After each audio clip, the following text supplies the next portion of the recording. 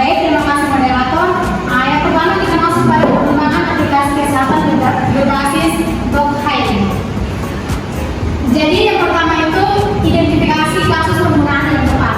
Masalah spesifik dalam ekosistem kesehatan saat ini yang paling diselesaikan dengan teknologi blockchain, misalnya masalah dalam manajemen rekam medis.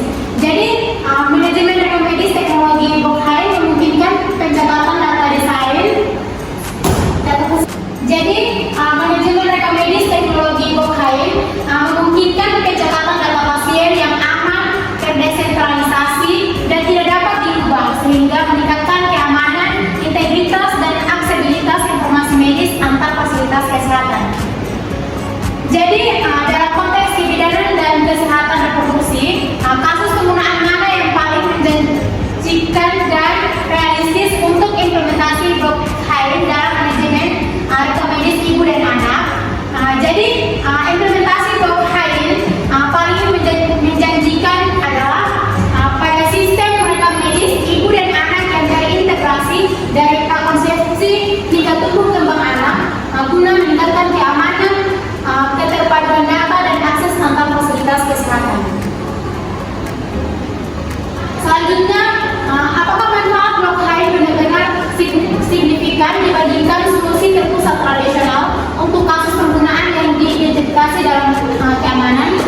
Jadi manfaat blockchain memang lebih unggul secara teknis dalam hal keamanan dan interoperabilitas, terutama untuk rekam medis ibu dan anak yang membutuhkan keangkutan dan keseimbangan data. Namun, keunggulan tersebut akan maksimal hanya jika didukung kesiapan teknologi, SDM, dan regulasi yang memadai.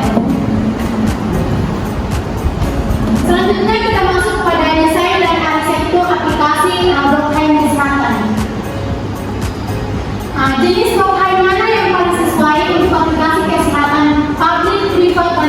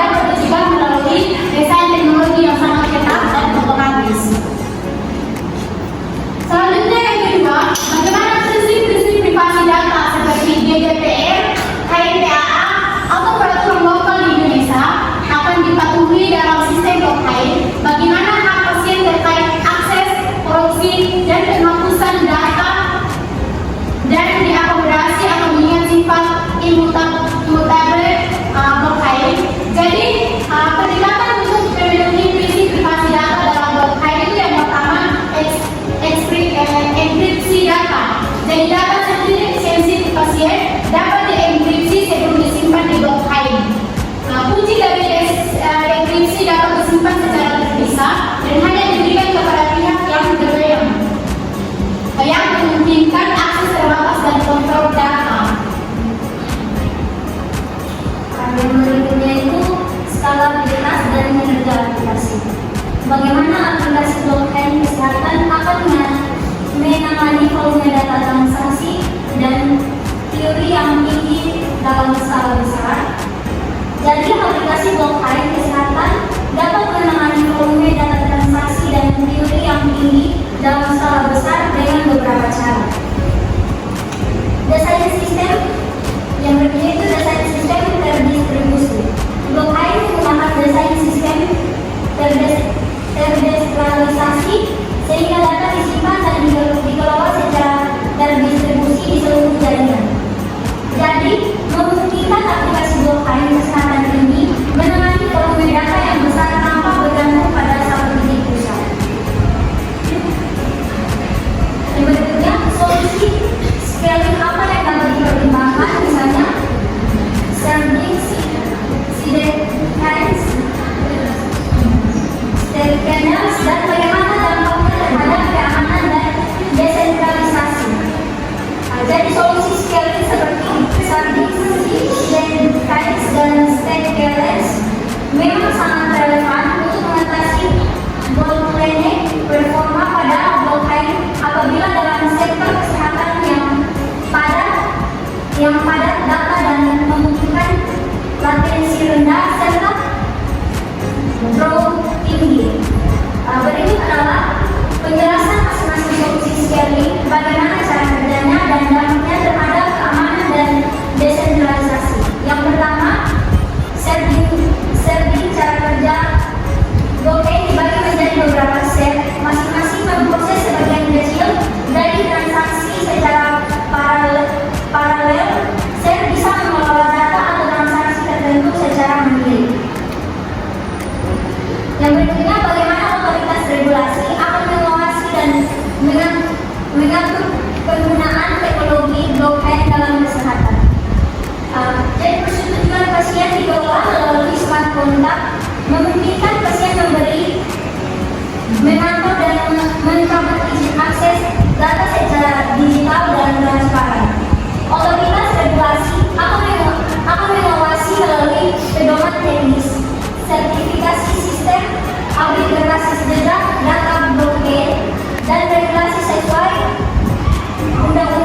undang-undang PDP atau standar internasional. Yang berikutnya, implikasi hukum apa yang mungkin timbul terkait kepemilikan data, tanggung jawab dan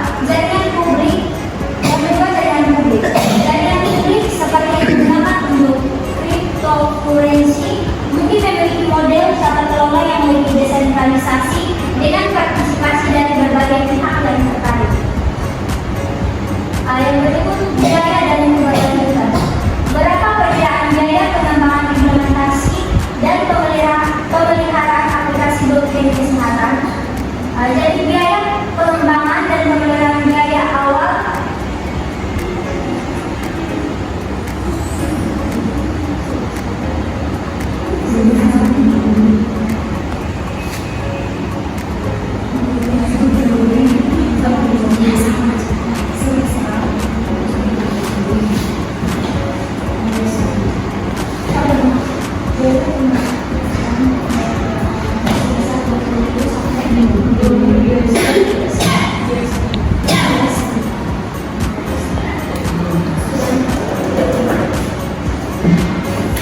jadi biaya pengembangan dan pemeliharaan biaya awal sebesar 20.000 sampai 50.000 USD.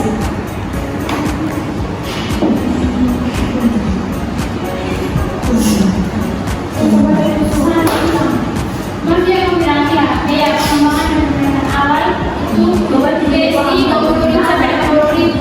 Pengembangan infrastruktur pemeliharaan bangunan itu USD 3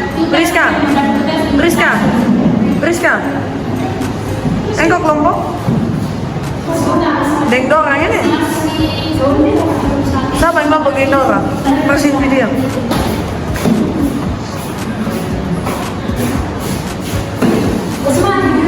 Sudah nanti kamu potong tuh ayam. Yang berikut itu biaya dan keberlanjutan. Beberapa perkiraan biaya pengembangan implementasi dan pemeliharaan biaya awal itu USD 20 sampai 50.000. Pengembangan infrastruktur pemeliharaan bangunan itu USD 3 juta sampai 5 juta. Studi kasus NPF positif USD 205.000 dalam 5 tahun. Biaya mencakup software, server, keamanan, dan dukungan teknis. Yang berikut itu bagaimana model bisnis berkelanjutan dan dikembangkan untuk aplikasi ini. Jadi model bisnis berkelanjutan, skema langganan biaya transaksi, gain sharing pendukung, termasuk rumah sakit, asuransi, vendor teknologi, evaluasi, balance, story code, atau keuangan dan manfaat non finansial. Yang berikut, siapa menanggung biaya operasional jaringan? Jadi penanggung biaya operasional rumah sakit dan klinik itu sebagai pengguna utama vendor blockchain, penyedia layanan bas asuransi, mendapatkan manfaat dari transparansi dan efisien pemerintah, dukung digitalisasi layanan kesehatan, tata kelola dan standarisasi, tanggung jawab tata kelola dan pemeliharaan penanggung jawab. Jadi koalisi multi pihak, rumah sakit, regulator kesehatan, penyedia teknologi model, tata kelola, konsorsium, governance atau federal, model fungsi utama, validasi data, pengelola proyek, ketentuan hukum, dan audit sistem. Yang berikut, apakah diperlukan adanya standar industri untuk interoperabilitas dan keamanan aplikasi blockchain kesehatan? Bagaimana standar ini akan dikembangkan dan diadopsi?